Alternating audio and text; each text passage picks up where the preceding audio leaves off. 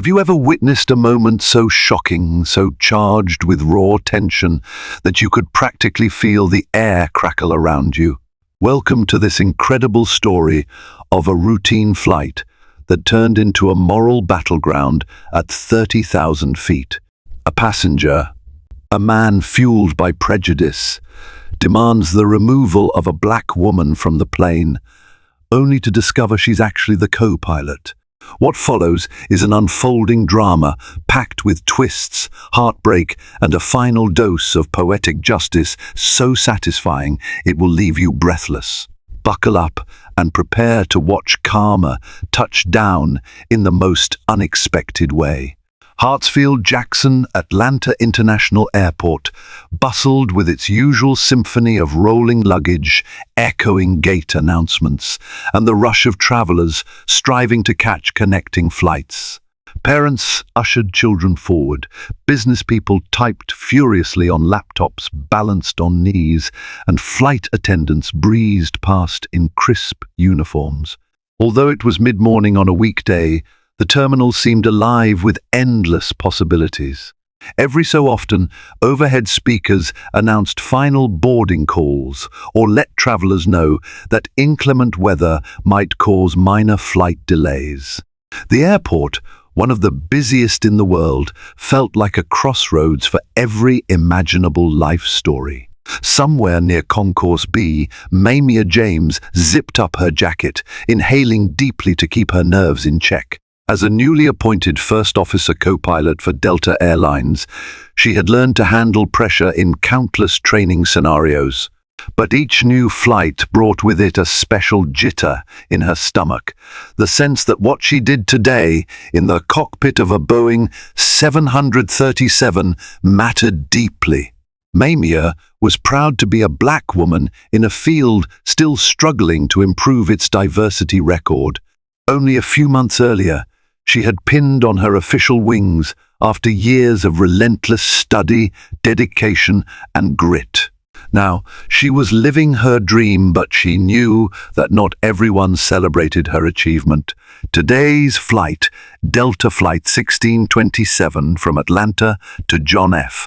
Kennedy International Airport in New York seemed poised to be routine. The weather forecast was decent, some mild turbulence expected over the Carolinas, but nothing major. Mamia had studied the flight plan meticulously the night before. She had recited every checkpoint in her mind, from the climb-out procedures to final approach. This attention to detail, she believed, was crucial to being an exceptional pilot. Still, her mind buzzed with excitement. Each time she entered the cockpit, it was a validation of her hard work and her right to be there. Passengers were arriving at gate B22 in a slow but steady stream. Mamia sipped her coffee and surveyed the crowd, quietly noting the swirl of so many unique journeys converging in this single space. Nobody paid her much attention as she stood off to the side in half uniform, a pilot's jacket draped over a civilian blouse. She preferred it that way sometimes. When she walked through the terminal in full uniform, she caught stares from folks who didn't expect to see a black woman among the flight crew. Today, Mamia wanted no fuss. She just wanted to focus on delivering a safe, comfortable flight. Among the passengers heading toward the gate was a tall man in his late 50s. His name was Harold Randall, though Mamia had no idea he would play a pivotal role in the events about to unfold. Harold wore a crisp polo shirt and khaki pants, a gold watch glittering on his wrist. He lugged an elegant carry-on, scanning the gate area for an open seat. A slight frown tugged at his lips, as though the bustle of the airport already tested his patience. There was an air of self-importance about him, an arrogant tilt of the chin that suggested he believed the world should revolve around his needs. Mamia glanced at him briefly, thinking nothing of it. She checked her watch time to report for the pre-flight briefing with Captain Morrison. Her heart pounded with exhilaration. Even after multiple flights, the magnitude of her responsibility hadn't dimmed. She threw her coffee cup away, adjusted her pilot's jacket, and weaved through the throng of travelers. As she passed Harold Randall, he didn't even look up from his phone. He was busy reading something, eyebrows furrowed in mild disapproval. Unaware of the significance of that fleeting moment, Mamia slipped down the corridor, determined to make this flight as seamless as ever. Little did she know that the tall man with the gold watch and disapproving face would soon unleash a hailstorm of tension that would test her confidence in every way possible. The airport's buzz continued unabated, unconcerned with the drama about to take place. For Mamia, the upcoming hours would serve as a defining chapter in her career, one loaded with humiliation, anger, and ultimately a victory so profound it would reverberate through more than just the cabin of a Boeing 737. Inside the pilot lounge, Mamia found Captain Thomas Morrison poring over weather charts on a tablet.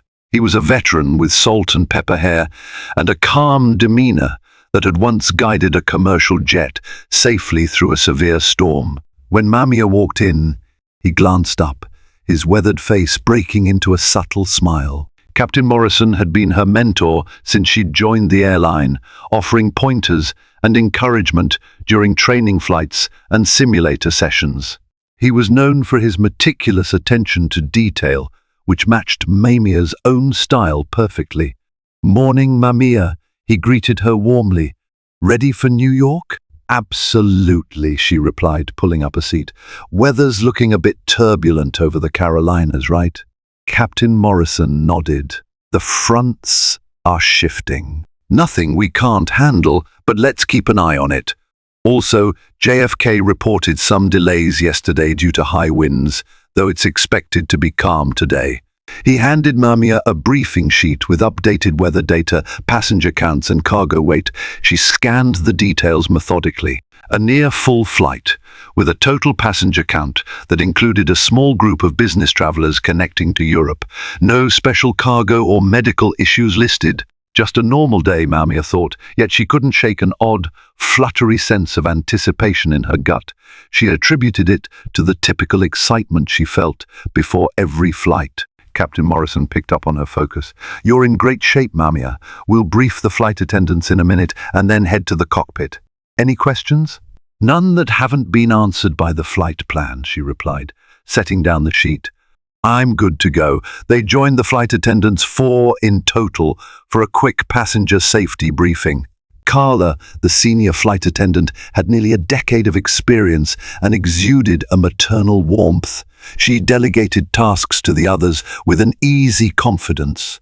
Mamia admired Carla's ability to fuse efficiency with compassion in emergencies. That balance often made all the difference. "All right, folks," Carla said, addressing Mamia and Captain Morrison. "We've got about 150 passengers today. No known special needs or unaccompanied minors, just a few families with small kids. Everyone's accounted for, and we'll begin pre-boarding in 10 minutes. Any last-minute notes?" Captain Morrison covered the turbulence concerns. Mamia added a detail about fuel checks and reminded the attendants to be vigilant with overhead luggage stowage given the near-full flight. Once they were satisfied, the group dispersed with friendly nods. Mamia grabbed her flight bag, feeling that rush of importance. She was entrusted with hundreds of lives. Before leaving for the cockpit, Mamia checked her phone, a text from her mother. "So proud of you, baby. Fly safe." Mamia's heart melted a little. Her parents had sacrificed so much to help her realize her dream of becoming a pilot. They took on extra jobs to pay for flight school scholarships that didn't cover everything. Her father had even sold a beloved family heirloom to ensure Mamia could complete her advanced simulator training. Moments like this, seeing a simple text of support, reminded Mamia why she strived for excellence in every flight. Little did she know, soon she would need every ounce of her composure and all the moral support she could muster to face an onslaught of ignorant hostility. The seeds of conflict were already boarding, taking their seats just as Mamia was about to power up the plane's engines. Harold Randall wore the same expression he had in the gate area, mildly offended by the mere fact that he had to share public space with so many people. Clutching his carry-on, he followed the slow-moving line down the jet bridge and onto the Boeing 737. The plane's interior smelled of fresh coffee and the faint scent of cleaning solutions. Flight attendants greeted him with practiced smiles, though Carla's genuine warmth went a step beyond the usual airline courtesy. "Welcome aboard, sir," Carla said brightly. "Your seat is 14C, correct?" Yes, Harold replied dismissively. He disliked forced pleasantries, especially when traveling. He found his seat, stowed his bag overhead, and sat down with a huff. He glanced around at passengers trickling in, some chatting, others wrestling with overstuffed luggage. A mother with a toddler settled a few rows ahead of him, and the toddler started to fuss. Harold pressed his lips into a thin line. He was not a fan of children on planes either. Passengers continued to fill the aisles. Some overhead bins shut with finality, while others were still opened by late arrivals. Through the window, the sun was climbing higher into the sky, promising a bright, midday departure. Harold checked his watch. He was used to controlling his environment, to ordering subordinates around in his office. Air travel, with its lines and inevitable inconveniences, tested his patience. Yet, Harold believed he deserved first-class treatment wherever he went, and right now he felt everything around him was subpar. In the cockpit, Mamia and Captain Morrison ran through pre-flight checks. Mamia studied the instruments with a practiced eye, verifying that each reading aligned with the flight plan data. They communicated with ground control about pushback time, waiting for clearance. The hum of the aircraft systems created a comforting, rhythmic undertone she had grown to love. Soon, Mamia would make her first officer announcements, letting passengers know the flight's duration and that she and Captain Morrison were at the helm. It was a small but significant moment. Hearing a woman's voice, her voice come over the intercom, often startled some passengers. Mamia smiled to herself, remembering how a little girl on her last flight had gazed at her in wonder, whispering to her mother, "She's flying the plane," a reminder that representation matters. Back in the cabin, Carla and her colleagues verified seatbelts, overhead bins, and safety protocols. The final trickle of passengers was almost complete. Harold's scowl had deepened as the toddler in row 12 found new vocal strength. The mother tried to console the child, offering a bottle and a toy, but Harold was already rolling his eyes in frustration. Little did he know that his real frustration had yet to begin. The seat next to him, 14B, remained empty, and with every passing second, Harold hoped it would remain that way, granting him extra space. Then he saw her. Mamia stepped into the cabin briefly, still wearing her pilot's jacket, to have a quick word with Carla about a cabin safety discrepancy. Harold's gaze landed on her. He didn't pay attention to her epaulets or the subtle pilot insignia. All he saw was a black woman in uniform. Without a second thought, he scrunched his face in clear disapproval. Mamia, oblivious to his glare, spoke quietly with Carla about seatbelt extension counts. The conversation took mere seconds, then Mamia retreated toward the cockpit. Harold's mind churned with resentment. A black flight attendant in a pilot's jacket, he thought, misreading Mamia's position entirely. He told himself that standards had fallen, that the airline was trying too hard to be inclusive at the cost of passenger comfort. He had no idea Mamia was one of the pilots. But that mental train of thought already laid the groundwork for the hostility that would soon erupt. The plane door closed, and Carla made a final pass through the aisles, ensuring passengers were buckled in and electronic devices set to airplane mode. Mamia's voice came over the intercom. "Good morning, ladies and gentlemen. This is First Officer Mamia James speaking. On behalf of Captain Morrison and our entire flight crew, we'd like to welcome you aboard Delta Flight 1627 non-stop service to John F. Kennedy International Airport. Flight time today is approximately 2 hours, with some mild turbulence expected en route. Please sit back, relax, and enjoy your flight. Thank you for choosing Delta. At the sound of Mamiya's voice, passengers murmured in mild curiosity or not at all. It was a standard announcement, but Harold felt a surge of confusion and displeasure. A woman? A black woman as the co-pilot? His prejudices flared. He lived in a world where he believed that certain roles were not meant for certain people, especially not for a woman of color. He sat upright, heart pounding with a sense of indignation. This was not what he had paid for. He muttered under his breath, cursing the airline for what he perceived as a safety hazard. Flight attendants prepared for pushback, demonstrating seatbelt fastening techniques and oxygen mask usage. Carla, noticing Harold's unsettled expression, offered a polite smile. He did not return it. Something in his eyes made Carla uneasy, but she proceeded with her duties. As the plane began to move away from the gate, Mamiya and Captain Morrison concentrated on coordinating with ground control. The hum of the engines grew louder, the plane rolling toward the runway. Harold clenched his jaw. He wanted to speak up immediately, but the plane was already on the move. Perhaps it wasn't too late to voice a complaint. He pressed the call button over his seat, ignoring Carla's demonstration. A junior flight attendant, Julie, walked over to him. "Yes, sir, how can I help you? I need to speak to someone in charge," Harold said brusquely. Julie offered a patient nod. "Is there something specific I can assist you with?" Harold glanced around, lowering his voice as though discussing a grave matter. "I heard the co-pilot's announcement. Is it true that our co-pilot is a black woman?" Julie blinked. "First Officer James?"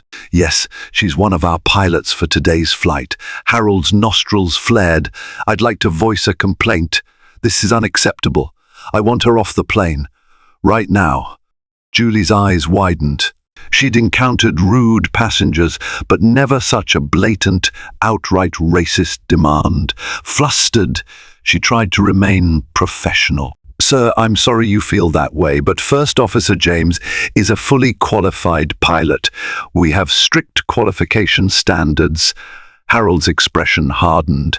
"I don't need a lesson in airline standards. I'm telling you I don't want to fly with her. I can't trust," he bit back the words. But the implication hung heavy in the air. "I want to speak to the head flight attendant." Shaken, Julie forced a polite smile. "Certainly, sir. Please wait a moment." She pivoted to find Carla, who was finishing the safety demonstration. Meanwhile, the plane was nearing the runway threshold. Captain Morrison and Mamiya were poised for takeoff. Mamiya's mind was on the altimeter and engine thrust settings, completely unaware of the drama unfolding in row 14. The engine spooled up. Carla quickly hustled to Harold's seat, crouching down and asking in a hushed tone what the issue was. His answer left her stunned. "Carla tried reason, sir. The flight is about to take off. First Officer James is more than qualified, or she wouldn't be in that cockpit. If you have concerns, I can log them with the airline, but removing a co-pilot isn't an option. We're on the runway." Harold grew louder. "Then delay it. Turn around. I'm not risking my life with." His voice rose in pitch, now loud enough that nearby passengers took notice. Confused heads turned, alarmed that someone was raising their voice as the plane prepared to lift off. Carla spoke firmly. "Sir, please lower your voice. We are about to take off. For the safety of everyone on board, please remain seated and calm." Steam practically billowed from Harold's ears, but the engines roared, pressing him back into his seat. There was no time for an argument. The Boeing 737 thundered down the runway, ascending into Atlanta's hazy skyline. Moments later, they were airborne. Harold's protest suspended at least temporarily by the raw physics of flight. The climb to cruising altitude was smooth at first. Captain Morrison praised Mamia for her quick, precise coordination with air traffic control. She skillfully managed the plane's ascent, her hands steady on the controls. If there was any lingering self-doubt, it was overshadowed by the methodical calm she'd cultivated during her training. In these moments, Mamia felt pure joy in her work, the synergy of skill, trust, and advanced machinery that propelled hundreds of people safely through the skies. After leveling off at 30,000 feet, Mamia made another announcement. "Folks, this is First Officer James. We've reached our cruising altitude and the cabin crew will soon start in flight services. We're expecting minor turbulence in about 20 minutes, so please keep your seatbelts fastened whenever you're seated. Thank you." In row 14, Harold seethed. He had waited, hoping for a chance to corner Carla or someone else in authority. Though he despised Mamia's presence in the cockpit, he understood that interrupting the takeoff sequence was impossible. Now that they were in the air, Harold felt emboldened again. He pressed the call button a second time. Carla approached cautiously. "Yes, sir?" she asked, in a subdued voice, acutely aware that conflict at altitude could escalate dangerously. Harold glanced around, noticing others were eavesdropping. "I need to speak with the pilot in command or somebody right now. I don't feel safe with that woman up there. I want to land and have her replaced." Carla took a breath, her voice carefully controlled. "Sir, we cannot land simply because you have an issue with the co-pilot's race or gender. This is unacceptable behavior. Our flight is continuing to JFK as scheduled." Harold's voice rose. "Is this how you treat paying customers? I have every right to demand a pilot who isn't going to put my life at risk." Carla struggled to maintain composure. "Sir, First Officer James has passed the same rigorous tests as every other pilot at Delta. There is no reason to doubt her competence. If you continue to raise a disturbance, I will have no choice but to report your behavior as disruptive to flight safety." Other passengers, overhearing the conversation, started to show visible discomfort. Some glared at Harold with contempt. A middle-aged black woman in row 15 overheard and let out a shocked gasp. Another passenger whispered, "That's so racist," while a young man in row 13 turned around to glare at Harold, eyebrows knit in anger. Harold was enraged by Carla's mention of disruptive behavior. But before he could unleash another tirade, the seatbelt sign dinged on, accompanied by a slight jolt in the cabin. The turbulence Mamia had predicted arrived right on schedule. Carla excused herself to strap in. Harold begrudgingly fastened his seatbelt, feeling the plane jostle a bit. Outside the window, the wing gently flexed with each mild bump. But inside Harold's mind, there was a far more turbulent storm brewing. In the cockpit, Mamia and Captain Morrison adjusted their headings slightly to avoid the worst pockets of turbulent air. Mamia remembered the advanced meteorology courses she'd taken. Foreknowledge of potential rough weather was half the battle. She eased back on the throttle, a fraction, mindful of passenger comfort. Captain Morrison gave her a nod of approval. As they sailed through the occasional bump, Mamia's mind drifted back to her younger days. The memory that surfaced was from high school, when she'd announced she wanted to become a pilot. Her guidance counselor had scoffed, "That's a pretty tall order, Mamia. You know how competitive that field is. Maybe you should consider something more attainable." Mamia had recognized the coded language. People like her, female, black, from a working-class family, weren't expected to have such lofty ambitions. Yet Mamia refused to relent. She thought about the early mornings at a small local airport in Georgia, where she took private lessons. Each flight had a cost, and Mamia had worked 2 part-time jobs at the grocery store and as a tutor to afford the hours. Her parents chipped in whenever they could, even selling treasured possessions to support her. Despite the adversity, Mamia pressed on. Each time she took the controls of a single-engine Cessna, she felt a spark of destiny. That spark propelled her through flight school, countless exams, and advanced training. So here she was, First Officer Mamia James at Delta. It was a triumph she cherished, even though she knew her presence might unsettle some passengers. Mamia had weathered ignorance her whole life, but never once doubted she belonged here. The turbulence subsided. Captain Morrison signaled Mamia to handle the next radio communication with air traffic control.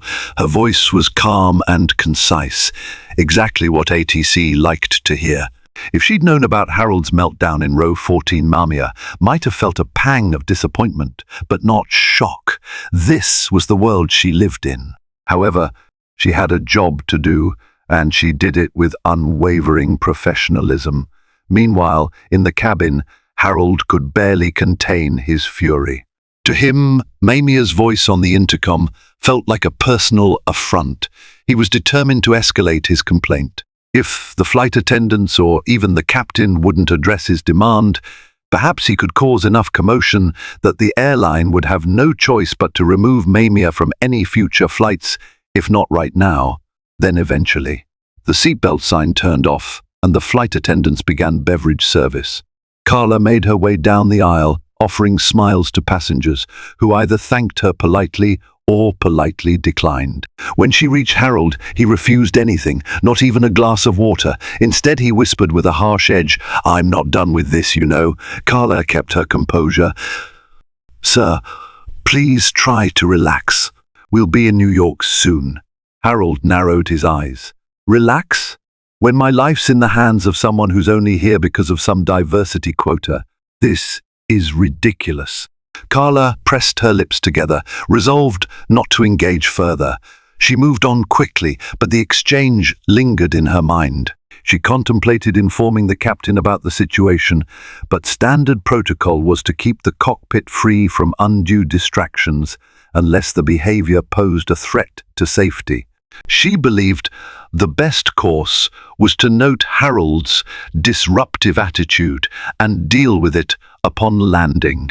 Yet Harold was not content to wait. After some internal debate, he decided to gather witnesses for his complaint. He turned to the passenger next to him, a timid-looking college student, and said, "You heard her, right? The co-pilot is a black woman. Don't you have concerns about that?" The student stared back, dumbfounded. No, not at all." "Well, you should," Harold snapped, leaving the student to recoil in discomfort. Harold craned his neck to talk to people behind him, but they avoided eye contact. Word had spread that this man was trouble, and no one wanted to encourage him. The beverage cart rattled on. The toddler, who had been wailing earlier, was now sleeping, bringing a welcome hush to that section of the cabin. Harold's mind continued to churn with strategies. Should he demand an unscheduled landing? Should he threaten legal action? The possibilities turned over in his head like sour milk. Just as Harold considered pressing the call button yet again, the plane gave a sudden lurch.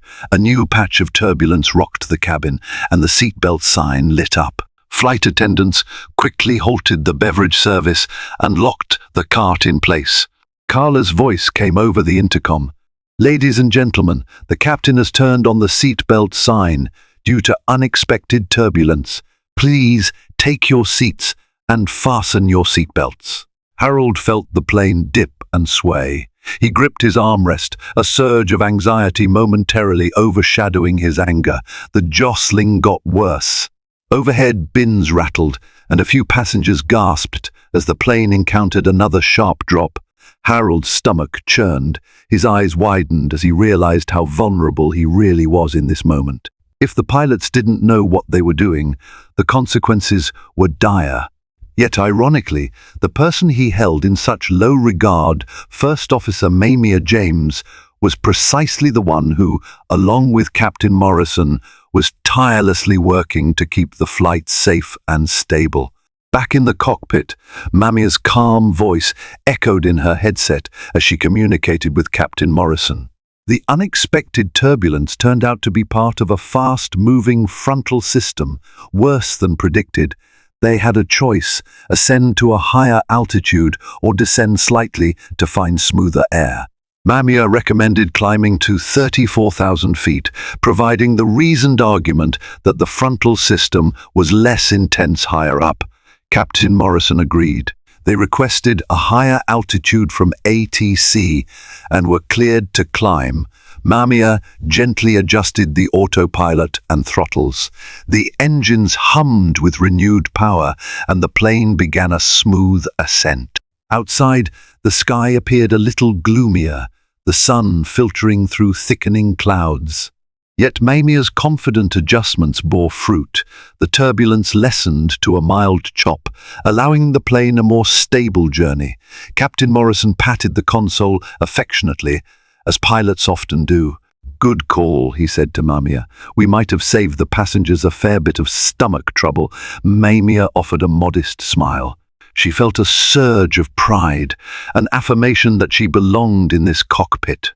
She remembered Captain Morrison's words from an earlier flight: "A pilot's job is 99% routine and 1% adrenaline-pumping decision-making. But that 1% can define your entire day or your entire career." She was relieved that her training prepared her for such decisions. Meanwhile, in row 14, Harold felt the plane steady. His fear receded, though his anger persisted like a simmering pot. Another passenger across the aisle from him finally spoke up, a middle-aged man wearing a sports jacket. "Hey, buddy," he said quietly. "Could you keep it down? We're just trying to get to New York in one piece. Let the pilots do their job." Harold glared at him. "Don't tell me to keep it down. That woman is not capable of flying this plane. I'm thinking of everyone's safety, not just mine." The middle-aged man raised an eyebrow. "Is that right? Because from where I'm sitting, you're insulting the person who's literally helping keep us all safe right now. I'd appreciate it if you gave it a rest." Murmurs of agreement rippled through the nearby seats. Harold didn't respond. He stared at the seat back in front of him, his knuckles white around the armrest. Disapproval radiated from the surrounding passengers, but Harold refused to back down. If anything, their condemnation only fueled his sense of victimhood. Gradually, the turbulence faded and the seatbelt sign switched off. Flight attendants resumed their in-flight service. Carla stopped at Harold's row. She hesitated before speaking, aware that any further interaction might spark another outburst. However, her sense of duty compelled her to check on him. "Sir, may I offer you something? Water, juice, soda?" Harold shook his head. "I just want this flight over with. Then I'm filing a formal complaint." Carla nodded, expression neutral. "I understand. I'll make a note of it." Turning away, Carla scanned the aisle and saw reassuring sights: passengers flipping through magazines, sipping beverages, or dozing off. She took heart that most seemed unperturbed by Harold's diatribe. Still, the cabin held a subtle undercurrent of tension, the knowledge that one passenger was stirring trouble. Further back, Mamiya emerged from the flight deck to use the lavatory and stretch her legs for a moment. She walked down the aisle, exchanging polite nods with passengers. Some recognized her from the announcements and offered smiles or thumbs-up gestures. A child waved excitedly, and Mamiya waved back, heart warmed by the simple gesture. She was about to pass Harold's row when Carla discreetly intercepted her, whispering, "First Officer James, a word, please." Mamiya paused, stepping aside with Carla near the galley. Her friend and colleague spoke in hushed tones. "We have a passenger in 14C, Harold Randall, who's been causing a scene. He's racist, Mamiya. He demanded you be taken off the plane. We've tried to de-escalate, but he insists on filing a complaint." Mamiya's stomach clenched. She'd dealt with microaggressions and even overt bigotry before, but never on a flight she was co-piloting. She inhaled deeply, summoning the composure she'd honed over years of adversity. "Thanks for letting me know. Is he a threat to safety?" Carla glanced over Mamiya's shoulder. "Not physically, it seems. More of a loud complainer. Still, he's disruptive and making other passengers uncomfortable." Mamia nodded. All right, keep me updated. The captain should know, but let's wait until after we land unless he escalates further. She paused, letting out a tense sigh. I appreciate you having my back, Carla. Carla offered a comforting pat on Mamia's shoulder. We all do, Mamia. Returning to her seat near the cockpit door, Mamia carefully regulated her breathing. The sting of prejudice cut deep, even when she was prepared for it. She resolved to stay professional, not allowing Harold's ignorance to undermine her focus. She had hundreds of souls on board relying on her expertise, and that was infinitely more important than the biases of one narrow-minded passenger. The flight was halfway to New York when Harold decided he'd had enough. He couldn't just sit there seething. He unbuckled his seatbelt, stood up, and marched down the aisle toward the forward galley.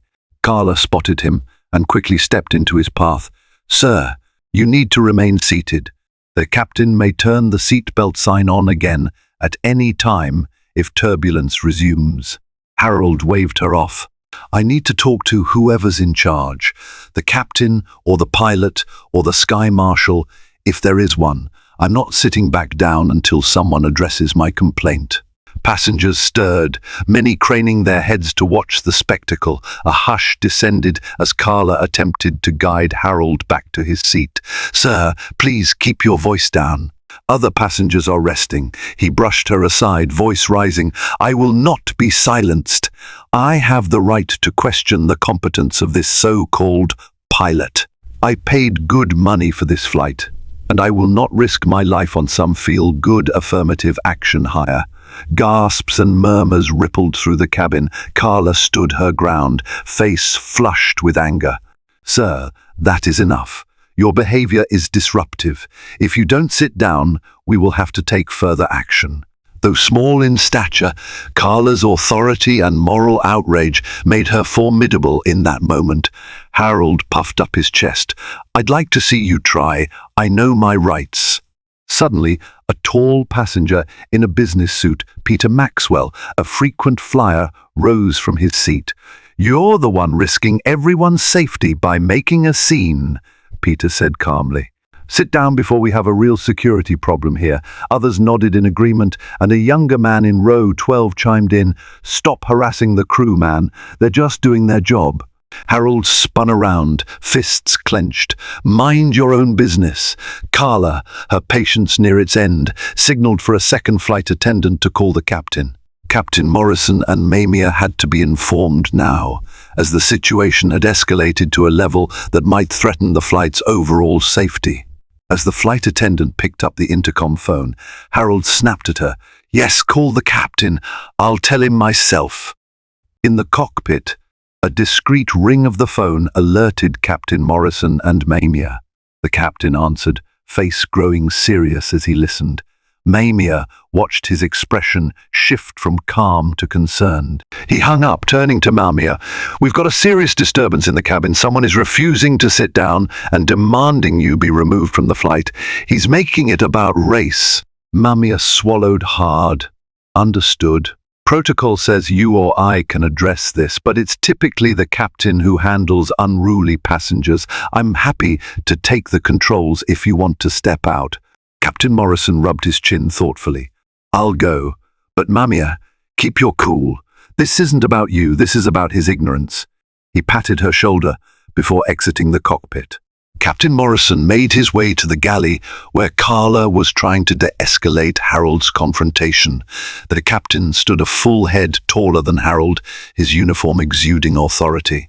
Sir, I'm Captain Morrison. I understand you have concerns about my first officer. Why don't we step aside and discuss this calmly? Seeing the pilot in command, Harold tried to regain composure. Finally, someone who can fix this. Listen, I don't feel safe with that black woman up there. She doesn't belong in the cockpit. I demand you turn this plane around and replace her. Captain Morrison's face remained stoic. Sir, First Officer James is one of the most competent pilots I've flown with. She earned her position through rigorous training and qualifications, no different from my own process. You have no reason to doubt her capabilities. Harold's anger flared again. Don't patronize me. I pay this airline's bills, you understand? People like me keep you in business. And now I'm telling you that I don't want her at the controls. Captain Morrison's eyes hardened. Sir, your personal prejudices do not override the safety and operations of this flight. First Officer James is staying exactly where she is at my side, helping to navigate this aircraft to New York. Nearby passengers quietly observed the scene, nodding in solidarity with the captain. Some whispered encouragement, others recorded discreetly with their phones. Harold refused to back down. I'm not returning to my seat until you do something about her. Carla, sensing the confrontation could spiral, stepped closer. Captain, we may need to consider. I'm aware, Captain Morrison interrupted softly, referencing the protocol for dealing with an unruly passenger who won't comply with crew instructions. Sir, he addressed Harold, if you do not sit down and stop disrupting this flight, we will be forced to divert and have you removed by law enforcement. Is that what you want? Harold's eyes darted around. Diverting a flight could be a big deal, possibly landing him on a no-fly list, or at least facing serious legal consequences. He hesitated, posture rigid, fists trembling at his sides. Aye, he stammered, glancing at the scornful faces around him. The weight of the entire cabin's judgment bore down on him. Reluctantly, he realized he was outnumbered and outranked. This isn't over, he muttered, turning sharply on his heel. He stomped back to row 14, collapsing into his seat and slamming his seatbelt buckle. Captain Morrison exchanged a look with Carla, who sighed in relief. The pilot then returned to the cockpit, quietly updating Mamiya on the passenger's partial compliance. He's back in his seat, though still fuming. Let's hope that's the end of it. Mamiya allowed herself a small, relieved exhale. Thanks, Captain. Let's keep an eye on it. The flight continued. Passengers mostly settled back into their routines, reading, napping, or staring at the in-flight map on the seatback screens.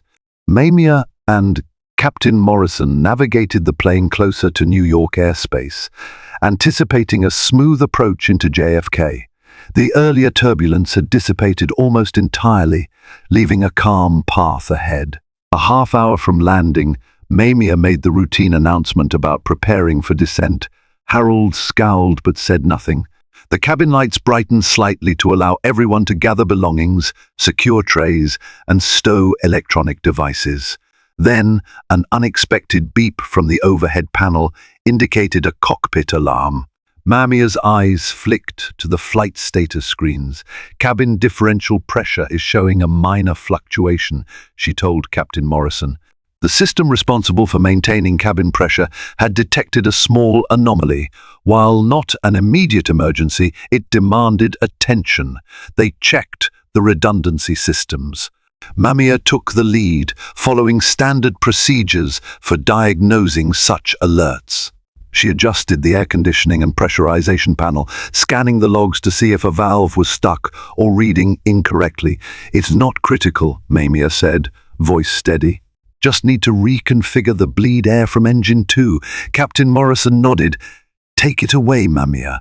Carefully, Mamiya flipped switches, referencing the Quick Reference Handbook QRH for the correct sequence. The alert soon disappeared, replaced by nominal readings. Captain Morrison commended her. Good job. That's how it's done. The entire episode lasted only a few minutes, but it highlighted Mamiya's skill under pressure. Although the flight deck was sealed from the passenger cabin, a few who were well-versed in aviation guessed something had occurred when they heard a faint chime and saw a slight adjustment in engine power. Regardless, Mamiya resolved the issue without breaking a sweat. When the plane began its final approach into JFK, the usual hush fell over the cabin. People who had dozed off awoke to the gentle hum of flaps extending. Landing gear dropped with a muffled thud. Harold stared out the window, heart pounding. Despite his big talk, he was a nervous flyer.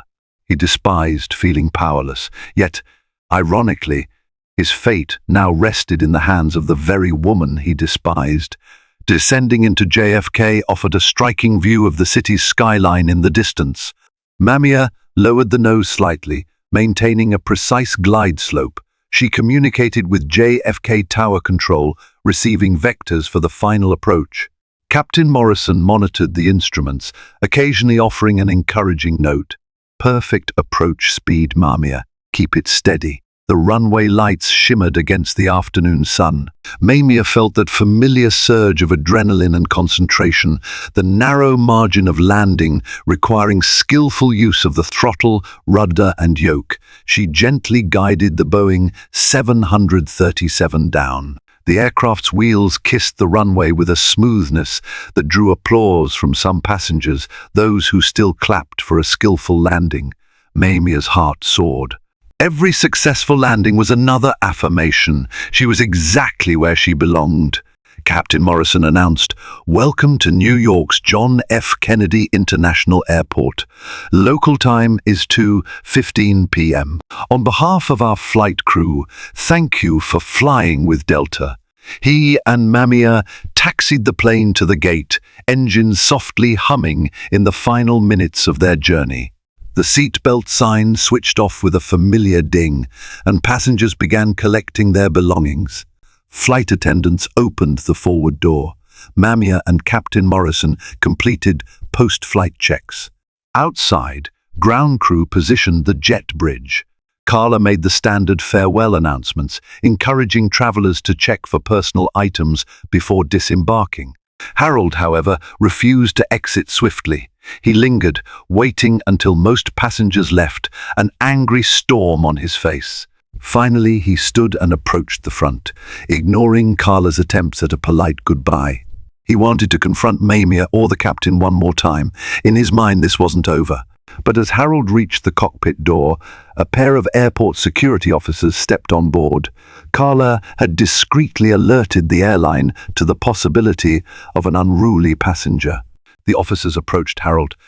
"Sir, we'd like a word with you," one said firmly. Harold froze. "What is this about?" The officer's expression was serious.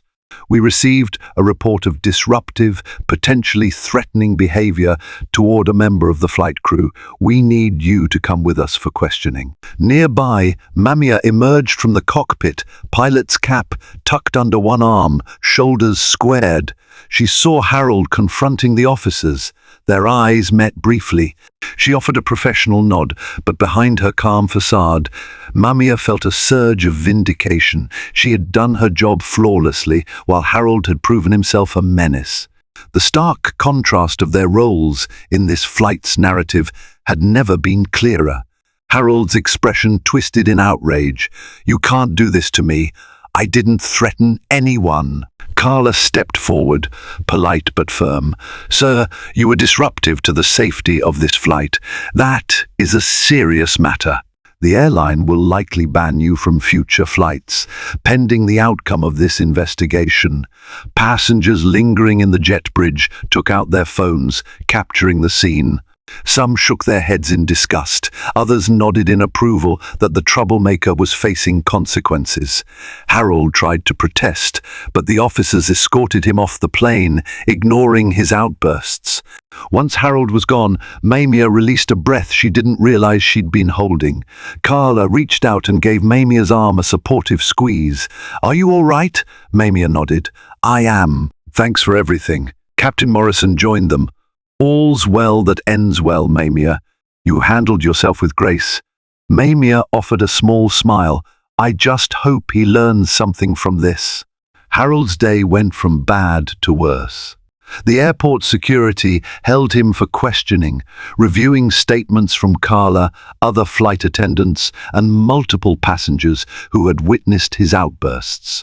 Delta management, upon learning the full extent of his racist tirade, promptly placed Harold on a no-fly list, with the airline pending further investigation. The airline's policy was strict regarding abuse or threats directed toward its employees. Harold was livid, threatening lawsuits and retribution. Yet he soon learned how little power he truly held when faced with airline security protocols. The threat of being blacklisted from other major carriers loomed. He had important business trips scheduled, and losing flight privileges could jeopardize his career. Local media picked up the story after a few passengers shared videos online. While Harold's name wasn't initially revealed, he recognized himself in the descriptions and realized his reputation might be at stake. The fear of public backlash set in. Suddenly, the idea of continuing his hateful crusade seemed foolhardy. Instead, he scrambled to control the narrative.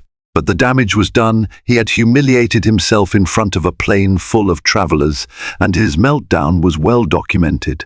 Meanwhile, Mamiya's social media began to buzz. She didn't post about the incident herself. Delta's policy discouraged crew from discussing flight events online, but grateful passengers from Flight 1627 expressed admiration for the calm, cool, and collected co-pilot who had handled a racist passenger with grace. Some tweets read, "Flew with an awesome co-pilot today, Mamiya James. She kept us safe despite a passenger meltdown." Others wrote, "Representation matters. Thank you, First Officer James, for showing the world what professionalism looks like." Mamiya tried not to let it go to her head. She was relieved, though, to see the outpouring of support. If there was a silver lining, it was that her presence, once questioned by a narrow-minded traveler, was now celebrated by many. A week later, Harold sat in a conference room with a Delta representative and his lawyer, attempting to plead his case. The airline offered no leniency. They cited flight safety regulations and unwavering support for their employees. Harold was informed he was banned from Delta indefinitely. Other major carriers might follow suit if they chose to share the incident through airline security channels. Harold's lawyer advised him to apologize formally, hoping that might mitigate the consequences. So, grudgingly, Harold composed an apology letter to Mamiya James. It was half-hearted at best, loaded with excuses about being under stress and concerned for safety. Mamiya received the letter through the airline, but chose not to respond. To her, Harold's apology felt insincere, an attempt to salvage his life and reputation rather than a genuine change of heart. As for Mamiya, she continued to soar. She logged more hours, expanding her flight schedule to international trips. She used the incident as a motivational story for aspiring pilots of diverse backgrounds, sharing how she had persevered despite adversity. Whenever she recalled Harold's tantrum, she felt not anger, but pity. He had trapped himself in a prison of hate and ignorance, while she was free, truly free to conquer the skies. Thank you for sharing this journey of drama, twists, and ultimate karmic justice with us today. First Officer Mamiya James's story reminds us that determination, professionalism, and a steadfast spirit can soar above even the darkest clouds of prejudice. From the tense moments at 30,000 feet to the hard-hitting consequences on the ground, we witnessed how hate can backfire in the face of unwavering competence. This isn't just a tale of one racist passenger's reckoning. It's a celebration of all those who break barriers and refuse to let ignorance clip their wings. If you found inspiration in Mamiya's unwavering courage, please don't forget to give this video a like, share it with friends who believe in fairness and equality, and subscribe to our channel for more compelling stories. Together, let's keep championing hope, empathy, and the unbreakable human spirit one flight at a time.